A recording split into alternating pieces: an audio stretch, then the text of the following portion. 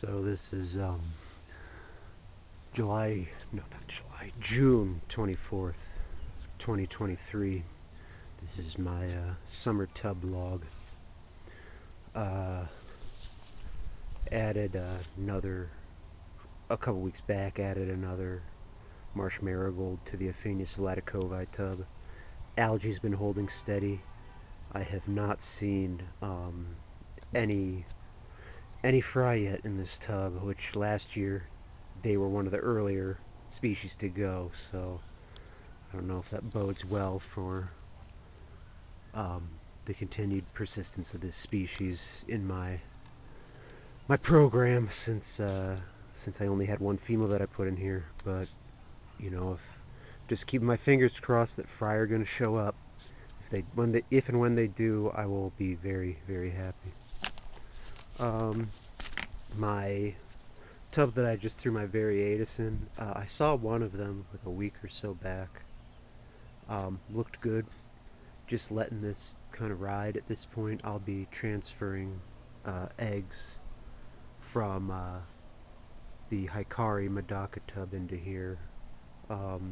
Probably mid-July, the way that things are progressing. More on that when we get to the Hikaris. The smaller Aphanius mento tub, obviously you've got water lettuce in it now. I've seen a couple of the adults swimming around here. I haven't seen any fry yet, but I'm not too worried because I'm seeing fry in the other tub, so I'm sure that there's some in here. And it seems like the algae is starting to stabilize in this one, although it is still a bunch of it on the roots of the water lettuce. Okay, my Satan medaka tub. Went out this morning and found there are, in fact, you probably can't see because the black on a black background and about 5 millimeters long at most, but I've got a few fry in here finally. So yeah, just gonna, hopefully, this is the normal time of year when I would start seeing medaka fry, so still plenty of time to get a good yield out of this tub. And I threw in a water lettuce in here because just I've come to the conclusion every tub needs floating plants, just the way it goes. On to the Danio tub. I haven't seen them at all. I basically am holding up zero. They're probably alive in there. They're pretty tough, but I'm holding up zero expectations for this to produce anything this year.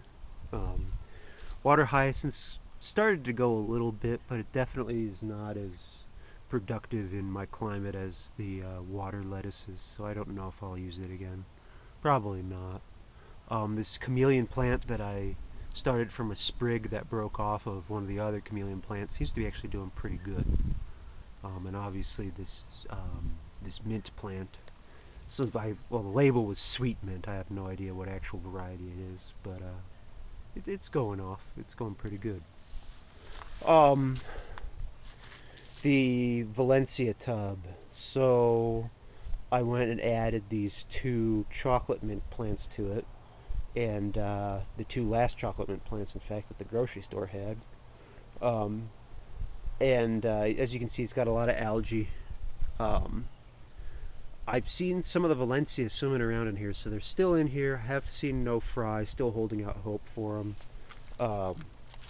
The one concern that I have is, we're just past the solstice now, and midday the shade line on the tub is like here already, and it's just going to keep creeping up. I think by early August it ends up being totally in shade midday.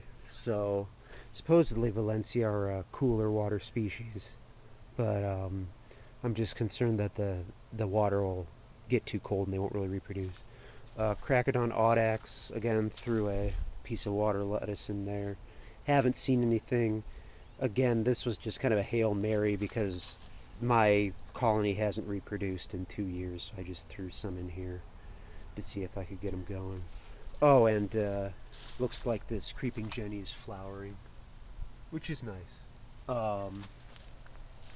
Definitely appreciate it. Oh, and a bit on the algae. So I think I'm getting close to the turning point on the algae, and you can really see it in this Danio tub. if you look at the part of the algae that's underwater, you see how it kind of looks like a little bit like Swiss cheese, like it's got these holes developing in it. I've noticed that seems to occur when the algae kind of reaches peak and then starts dying back.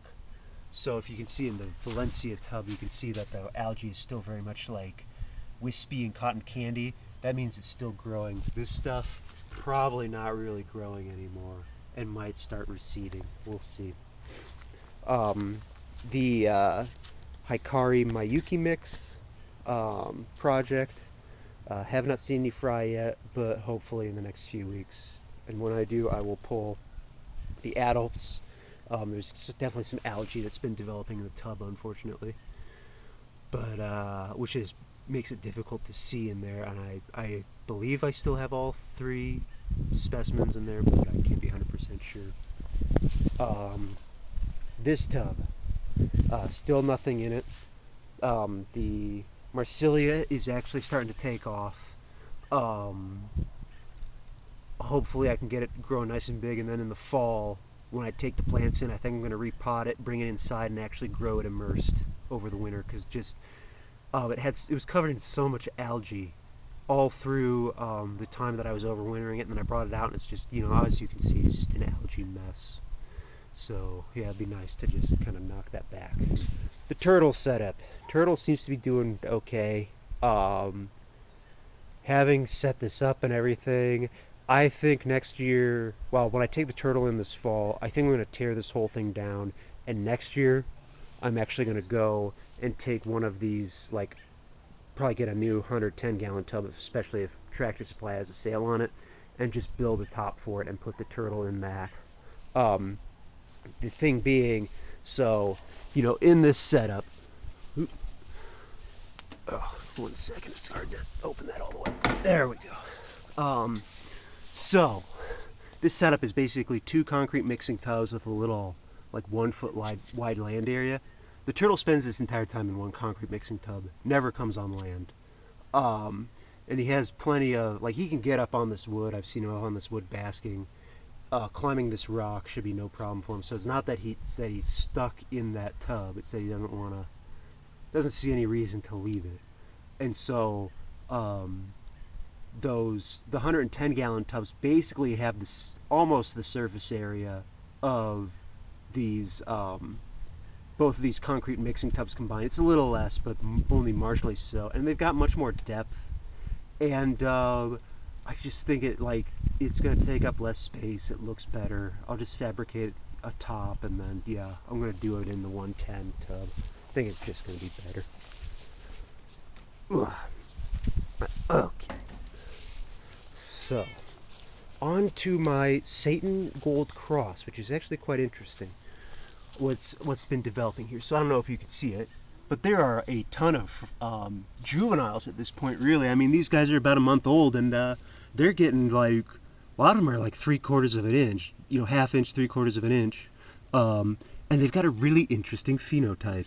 They're very, very dark gray. I wouldn't call them jet black, but they're dark gray, and they've got all of these iridescent speckles on their dorsal side. And I want to pull some out and take a look at them from the side and see what they look like from the side.